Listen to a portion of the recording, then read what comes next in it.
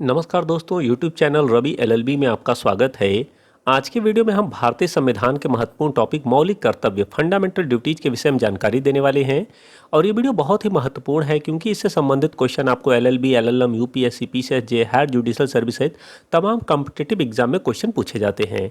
तो वीडियो को अंत तक देखिए और यदि अभी तक आपने हमारे चैनल को सब्सक्राइब नहीं किया है तो चैनल को सब्सक्राइब कर लीजिए और बेल नोटिफिकेशन को प्रेस कर लीजिए ताकि लॉ से रिलेटेड नए वीडियो मिले आपको सबसे पहले। तो आइए शुरू करते हैं। मौलिक कर्तव्यों का अर्थ। सामान्यतः मौलिक कर्तव्य नागरिकों के वे नैतिक दायित्व होते हैं जो देशभक्ति तथा देश की एकता एवं अखंडता को मजबूती प्रदान करते हैं। वर्तमान समय में लोग अधिकारों पर जोर देते हैं और कर्तव्यों को भूल जाते हैं। हालांकि ऐसी मान्यता है कि प्रत्येक अधिकार में कर्तव्य और दायित्व भी समाहित होते हैं। अधिकार और कर्तव्यों में न केवल तारतम्य संभव है बल्कि ये दोनों अविभाज्य हैं। कर्तव्य अधिकार का ही एक अभिन्न अंग होता है। जो किसी एक व्यक्ति के लिए कर्तव्य है वही दूसरे व्यक्ति के लिए अधिकार है। जैसे यदि सभी व्यक्तियों को जीवन जीने का अधिकार प्राप्त है तो सभी व्यक्तियों के लिए कर्तव्य हो जाता है कि वे मानव जीवन का आदर करें और किसी व्यक्ति को भी आहत न करें। ऐसा कहा जाता है कि प्रत्येक व्यक्ति अपने कर्तव्यों का पालन करेगा तो अधिकार स्वतः सुरक्षित रहेंगे। या दूसरे शब्दों में कहें तो कर्तव्यों के पालन से ही अधिकारों को सुरक्षित किया जा सकता है। भारतीय संविधान में मौलिक कर्तव्य कब जोड़ा गया? मूल संविधान में मौलिक कर्तव्य शामिल नहीं थे, लेकिन संविधान के 42वें संविधान संशोधन 1976 द्वारा संविधान में एक नया भाग 4 का और अनुच्छेद 51 का में मौलिक कर्तव्य शीर्षक से 10 मौलिक कर्तव्य जोड़े गए। लेकिन बाद में 86वें संविधान संशोधन द्वारा 2002 में मौलिक कर्तव्यों की संख्या बढ़ाकर 11 कर दी गई। 1976 में स्वर्ण सिंह समिति ने मौलिक कर्तव्यों की सिफारिश की, जिसकी आवश्यकता 1975 से लेकर 1977 के आंतरिक आपातकाल के दौरान महसूस की गई। पूर्व प्रधानमंत्री इंदिरा गांधी ने कहा था कि मौलिक कर्तव्यों को संविधान में शामिल करने से लोकतंत्र मजबूत होगा। मौलिक कर्तव्य जो 1976 में 42वें संविधान संशोधन द्वारा जोड़े गए थे, संस्कृत को बनाने और बढ़ावा देने के अलावा मौलिक अधिकारों की तुलना में इन कर्तव्यों को लागू करने में विधायिका के हाथों को मजबूती प्रदान करते हैं। भारतीय संविधान के अनुच्छेद 51 का के तहत प्रत्येक नागरिक द्वारा पालन किए जाने वाले 11 मौलिक कर्तव्य कुछ इस प्रकार से हैं। भारतीय संविधान में 11 मौलिक कर्तव्य कौन कौन से हैं? पहला मौलिक कर्तव्य है संविधान का पालन करें और उसके आदर्शों, संस्थाओं, राष्ट्रध्वज और राष्ट्रगान का सम्मान करें। दूसरा है स्वतंत्रता के लिए हमारे राष्ट्रीय आंदोलन को प्रेरित करने वाले उच्च आदर्शों को हृदय में संजोए रखें और उनका पालन करें। तीसरा है प्रत्येक देशवासी का मौलिक कर्तव्य है कि भारत की प्रभुता, एकता और अखंडता की रक्षा करे और उसे अक्षुण्ण रखे। चौथा है देश की रक्षा करें और आह्वान किए जाने पर राष्ट्र की सेवा करें। पांचवा है भारत के सभी लोगों में समरसता और भाईचारे की भावना का निर्माण करें, जो धर्म, भाषा, प्रदेश या वर्ग पर आधारित सभी भेदभाव से परे हो। ऐसी प्रथाओं का त्याग करें जो स्त्रियों के सम्मान के विरुद्ध हो। छठवां है हमारी सामाजिक संस्कृति की गौरवशाली परंपरा का महत्व समझें और उनका निर्माण करें। सातवां मौलिक कर्तव्य पर्यावरण की रक्षा करना है, जिसके अंतर्गत वन्य, झील, नदी और वन्य जीव शामिल हैं। उनकी रक्षा करना, उनका संवर्धन करना तथा प्राणी मात्र के प्रति दया भाव रखना। आठवां मौलिक कर्तव्य है मानवतावाद, वैज्ञानिक दृष्टिकोण तथा ज्ञानार्जन एवं सुधार की भावना का विकास करना। नौवां मौलिक कर्तव्य है सार्वजनिक संपत्ति की सुरक्षा करना एवं हिंसा से दूर रहना।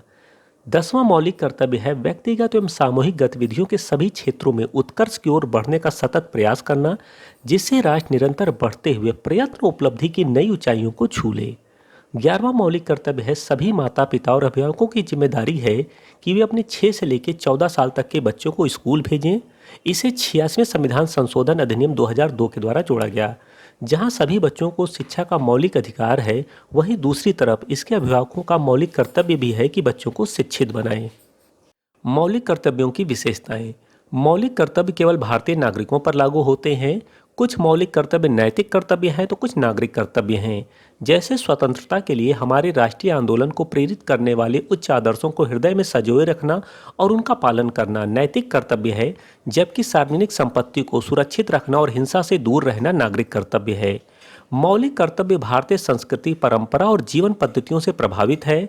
मौलिक कर्तव्य नीति निर्देशक तथ्यों की तरह वाद योग्य नहीं है, अर्थात इन्हें सीधे न्यायालय से लागू नहीं कराया जा सकता है। मौलिक कर्तव्यों का क्रियान्वयन संसद द्वारा विधि बनाकर किया जा सकता है। मौलिक कर्तव्यों का प्रवर्तन। मौलिक कर्तव्यों का प्रवर्तन न्यायालय द्वारा नहीं कराया जा सकता है। यदि कोई नागरिक अपने मौलिक कर्तव्यों का पालन नहीं करता है तो उसे दंडित नहीं किया जा सकता है।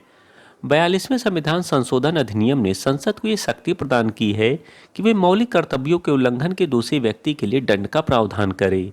नागरिकों के मौलिक कर्तव्यों से संबंधित समिति वर्मा समिति ने सरकार द्वारा बनाए गए कई कानूनों, नियमों और न्यायालय के निर्णयों की पहचान की जो मौलिक कर्तव्यों को लागू करते हैं, जैसे जनप्रतिनिधि अधिनियम 1951।